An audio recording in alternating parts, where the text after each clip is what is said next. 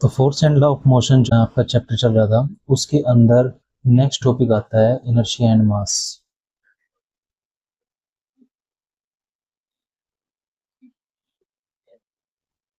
Inertia and mass.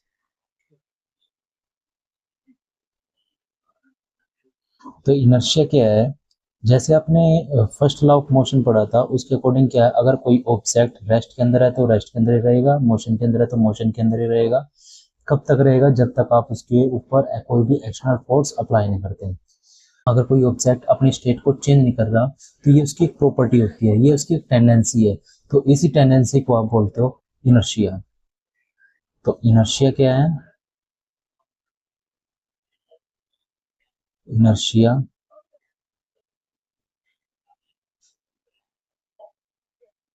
तो it is the tendency of any body. It is the natural tendency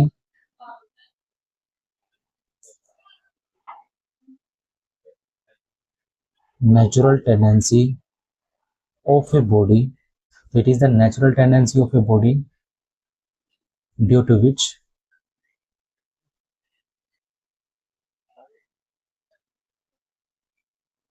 it opposes या फिर resist, it opposes or resist the change in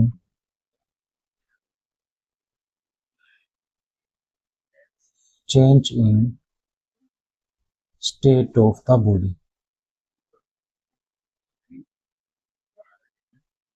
कि body जिस भी state के अंदर है, वो रेस्ट स्टेट के अंदर हो सकती है या फिर मोशन स्टेट के अंदर हो।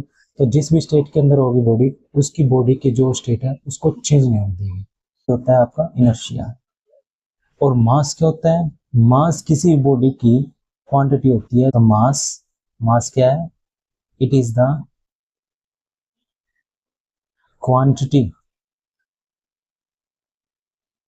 It is the quantity of matter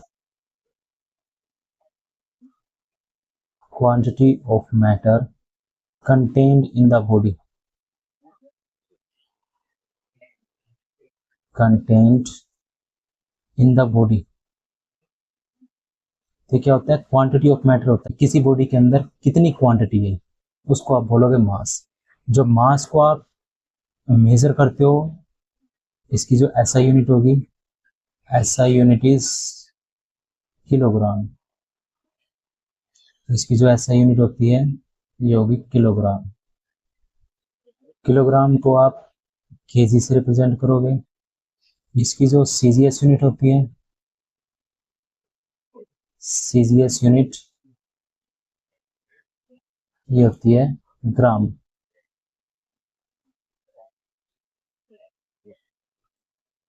next आता है इसके अंदर कि इनर्शिया और मास के बीच में रिलेशन क्या होती है।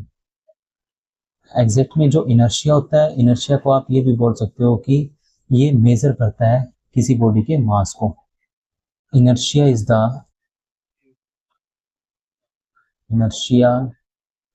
द मेजर ऑफ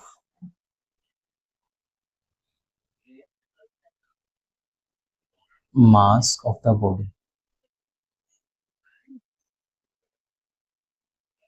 इनर्शिया आप इस तरह से ही बता सकते हो कि इनर्शिया क्या होता है? Inertia is measure of mass of the body. इन दोनों में रिलेशन क्या होती है? तो relation between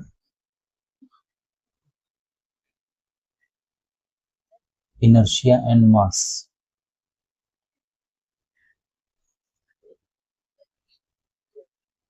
inertia and mass।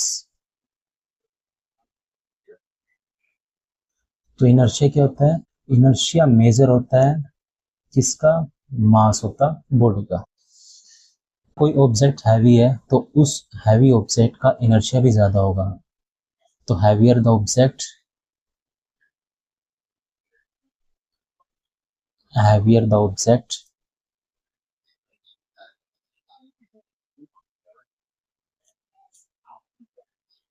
then inertia is then inertia is also large. अगर कोई किसी ऑब्जेक्ट का मास ज़्यादा है तो उस ऑब्जेक्ट का इनर्शिया भी ज़्यादा होगा. अगर वो किसी ऑब्जेक्ट का मास जो कम है, lighter object has lesser inertia. अगर ऑब्जेक्ट का जो मास है वो कम है तो उसका इनर्शिया भी कम होगा. तो इसका मतलब क्या हुआ, अगर कोई ऑब्जेक्ट ज़्यादा मास का है, अगर कोई ऑब्जेक्ट है, अगर उसका मास ज़्यादा है तो उसका इनर्शिया भी ज़्यादा होगा. उसका इनर्शिया भी ज़्यादा होगा. तो जैसे एक लार्ज ऑब्जेक्ट है, ये कोई एक लार्ज ऑब्जेक्ट है, इस ऑब्जेक्ट का मास अगर ज़्यादा है तो इसका इनर्शिया भी ज़्यादा है. ये आपका एक हैवी ऑब्जेक्ट. अगर इसके मास को आप कम करते हो, सपोज करो आपके पास ये ऑब्जेक्ट है, ये आपका लाइटर ऑब्जेक्ट है, लाइटर ऑब्जेक्ट. तो इस ऑब्जेक्ट का क्या होगा, मास कम है, मास कम है तो इनर्शिया भी इसका कम होगा. Inertia is also very low. तो अब नेक्स्ट टर्म है इसके अंदर मोमेंटम.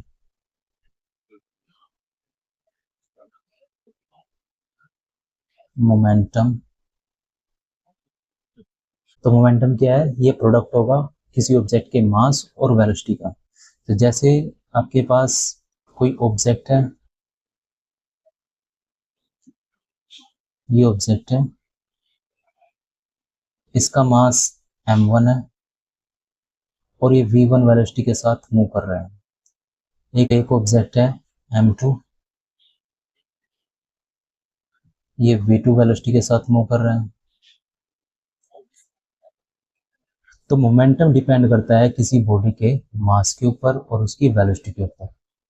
तो मोमेंटम में होता है motion contained in the body. तो momentum is defined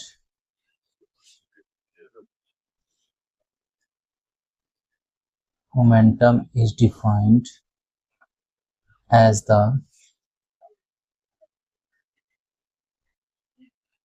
total amount of motion contained in the body.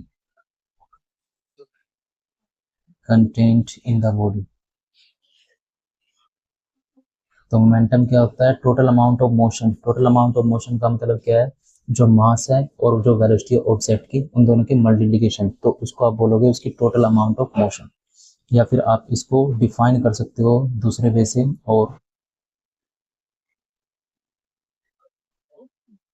It is defined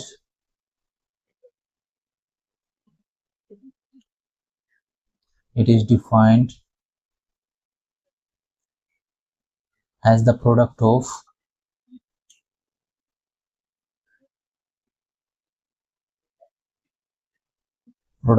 mass and velocity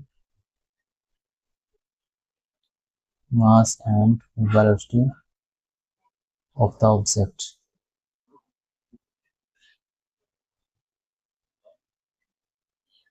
जैसे पीछे स्लाइड के अंदर आपने देखा था, जैसे यहाँ पर आपके दो ऑब्जेक्ट हैं, तो इस ऑब्जेक्ट का जो मास है m1 है, इसकी वेलोसिटी v1 है. तो इसका मोमेंटम क्या होगा, इसका मोमेंटम होगा m1 इंटू v1. इस ऑब्जेक्ट का मोमेंटम क्या होगा, m2 इंटू v2. और जो मोमेंटम है आप उसको रिप्रेजेंट करोगे p से. तो m1 v1 के लिए p1 और यहाँ पर m2 v2 के लिए p2. तो इनका जो मोमेंटम होगा, फर्स्ट का m1 v1 और सेकंड का हो जाएगा m2 v2. तो जो मोमेंटम होता है इसको आप रिप्रेजेंट करोगे, it is represented by small p.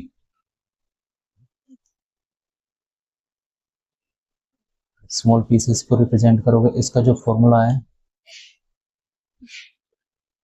It's formula is P is equal to mass into velocity, mass into velocity. तो इसको आप numerically P is equal to m v लिख सकते हैं, P is equal to m v. इसकी जो SI unit होगी, SI unit of momentum,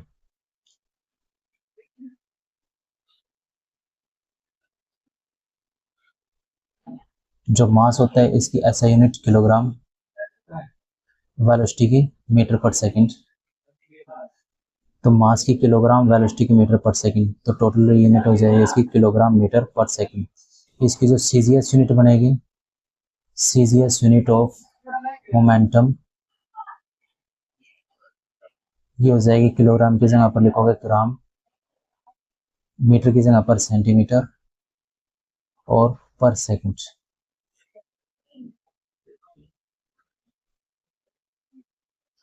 तो इसके अंदर नेक्स्ट टॉपिक आपका सेकंड लॉ ऑफ मोशन।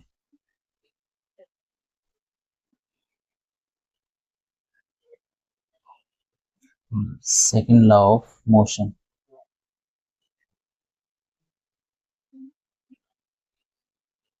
तो सेकंड लॉ ऑफ मोशन क्या है?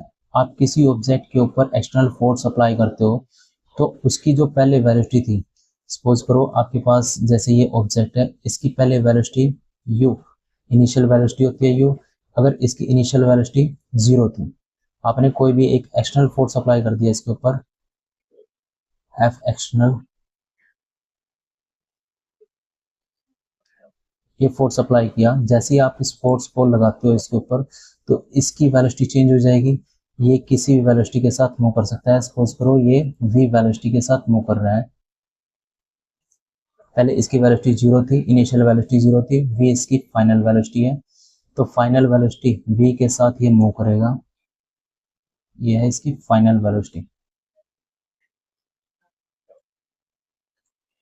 तो इसकी वेलोसिटी या फिर इसकी मोशन के अंदर चेंज आता है, उस चेंज इन वेलोसिटी को आप बोलते हो एक्सीलरेशन। एक्सीलरेशन क्या होता है? Change in velocity to the change in time. तो v minus u by t, ये फॉर्मूला होता है एक्सीलरेशन का, change in velocity to the change in time. आने से इसकी वेलोसिटी के अंदर चेंज आ गया। तो जब भी आप किसी बॉडी के ऊपर फोर्स लगाते हो तो उसका मोमेंटम चेंज हो जाता है। कैसे मोमेंटम चेंज होगा? क्योंकि आपने वेलोसिटी को चेंज किया, मास दोनों का फिक्स रहेगा, इसका ही मास m है, फोर्स लगाने से मास चेंज नहीं हुआ है, इसका ही मास m है। तो जैसे ही आपने फोर्स लगाया उसका मोमेंटम चेंज हुआ। मोमेंटम कैसे चेंज हुआ है? क्योंकि उसकी वेलोसिटी चेंज हो गई। सेकंड लॉ ऑफ मोशन क्या कहता है कि जब भी आप किसी बॉडी के ऊपर फोर्स लगाते हो तो उसका मोमेंटम चेंज हो जाता है। तो it states that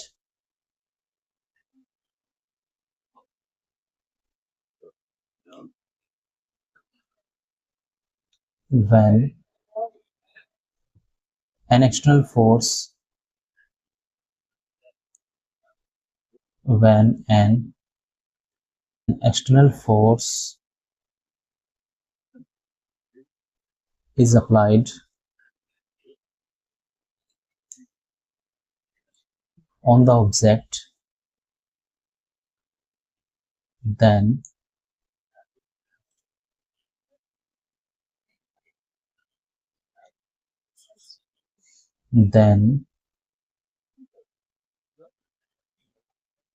the momentum of the body changes.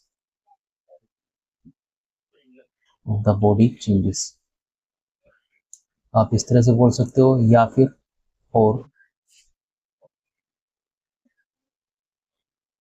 the force applied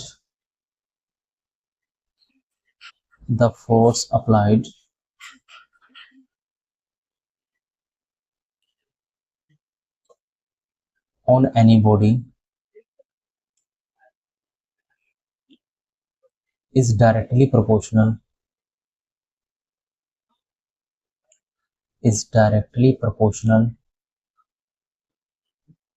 to the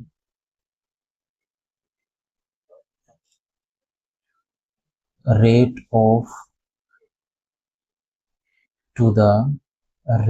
of change of momentum.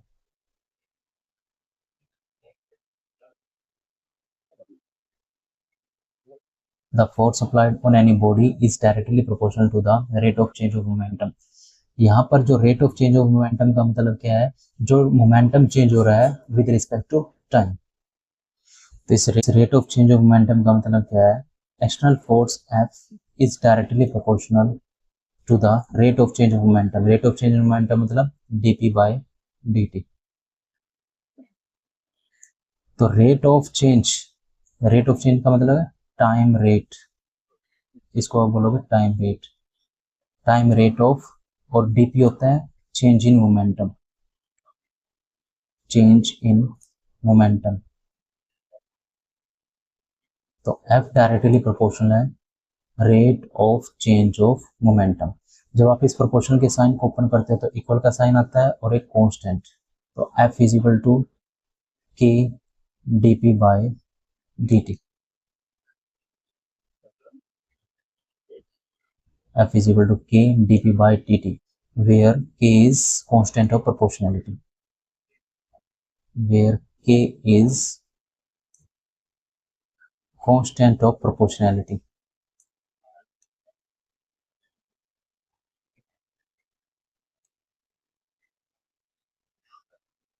K is constant of proportionality. और P आपके पास क्या होता है, P मोमेंटम है, तो इस मोमेंटम की वैल्यू क्या होती है, P is equal to mv। अगर आपके पास ये इक्वेशन नंबर 1 मान लो, ये इक्वेशन नंबर 1, तो पुट इन इक्वेशन 1 के अंदर इसको पुट करो, then F is equal to K dy dt, और P की जगह पर हो जाएगा आपके पास mv। m कांस्टेंट होता है, तो कांस्टेंट ये जो dy dt होता है ये होता है डेरिवेटिव, तो कांस्टेंट से बाहर आ जाएगा क्योंकि m क्या है, कांस्टेंट। तो इसको आप लिखोगे Km dv by dt। जो dv by dt होता है, dv by dt यह change in velocity to the change in time, और ये इक्वल होता है एक्सेलेरेशन के। A is acceleration, where A is equal to acceleration। A क्या होती है, एक्सेलेरेशन। इसके अंदर पुट करोगे तो F is equal to Km dv by dt की जगह पर हो जाएगा A। अगर आप K की value low where K is 1, then F is equal to ma। तो फोर्स ये इक्वल आएगा मास इनटू में एक्सेलेरेशन। ये होता है आपका Newton's second law of motion. जो फोर्स है इसकी SI यूनिट होती है, SI यूनिट ऑफ फोर्स ये होती है न्यूटन। अगर आप इसको मास और एक्सेलेरेशन की टर्म में निकालोगे तो जो 1 न्यूटन होता है, मास की SI यूनिट होगी किलोग्राम, तो 1 किलोग्राम, और एक्सेलेरेशन की होगी मीटर पर सेकंड स्क्वायर, तो 1 किलोग्राम मीटर पर सेकंड स्क्वायर। तो 1 न्यूटन 1 किलोग्राम मीटर पर सेकंड स्क्वायर के बराबर होगा। इसकी CGS यूनिट ऑफ फोर्स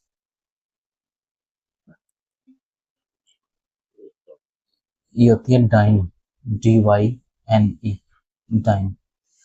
अगर आप एक डाइन निकालोगे 1 डाइन इक्वल, तो 1 किलोग्राम की जगह पर आ जाएगा ग्राम,